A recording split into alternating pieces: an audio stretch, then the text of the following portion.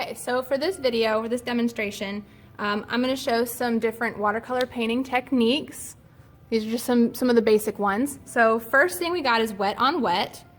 So you want to take your brush, you should have a cup of water, so your water, your color palette, and a paper towel. Those are the things you need, as long as also with a brush. All right, so for wet on wet, you want to wet your brush, put down some water onto your paper. Then you're going to take a color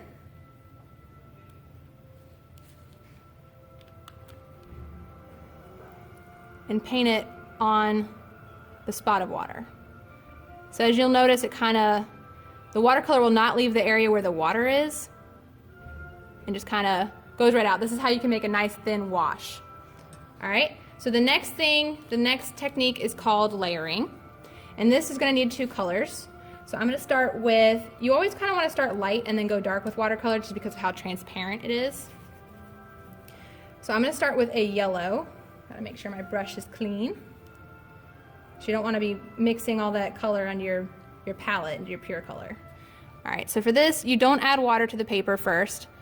Start with your color, with one layer of color.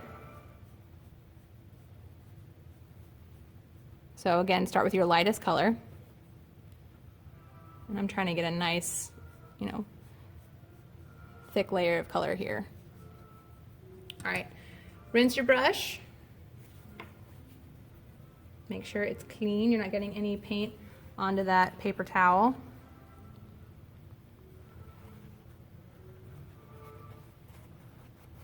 Okay, I'm going to pick another color.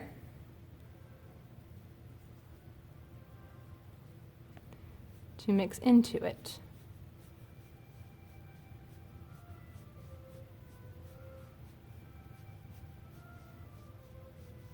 So it should start to mix. And yellow is kind of a really thin, it's a really weak pigment, so I might have to go back over it with some yellow, and that's fine.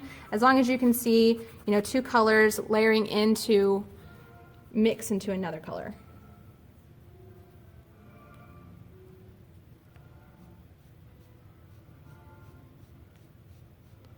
And there's layering. So you should have one color going to another color. The next technique is called gradient, and a gradient is defined by different value scales, so dark to light, but all the steps in between. So start with your color.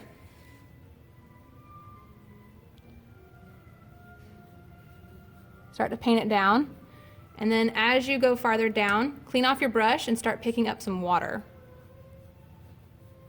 And just kind of blend it away so it just gets lighter and lighter.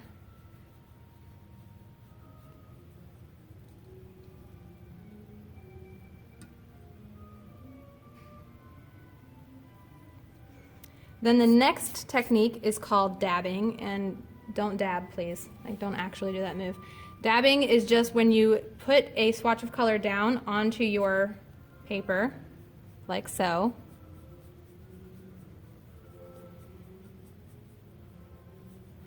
And then you take an object that's got a texture like this paper towel and press it into your color. So you get a little bit of fingerprinting here, but you also get a little bit of that texture, and of course it picks it up onto the paper towel. All right, so that's called dabbing.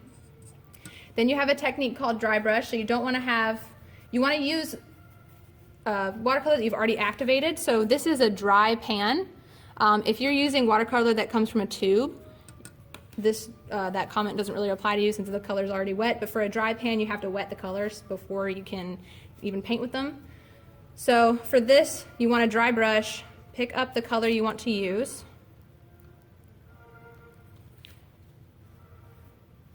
So this technique is really good when you're doing detail line work, towards the end of a project.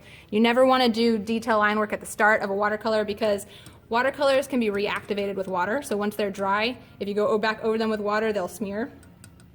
So if you're doing line work, this is the last technique you want to use.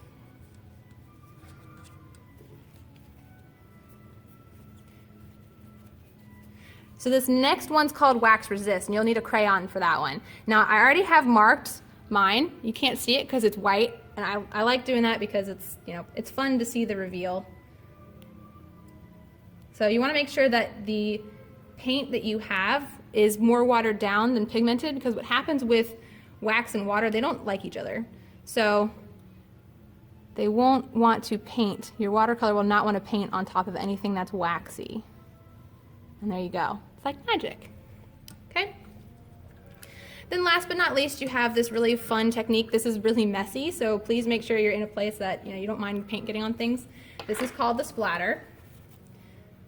So for this one, you want to take your wet brush, put it in some wet paint, hold it like this towards your paper, and you'll flick the bristles like so.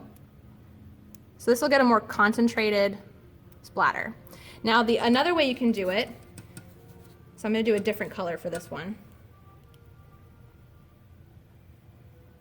Another way you can do it, hold your finger out like this and hit your brush against it. This one's a lot messier, but you can get some really interesting marks. So these are your watercolor techniques, all 7. And there you go.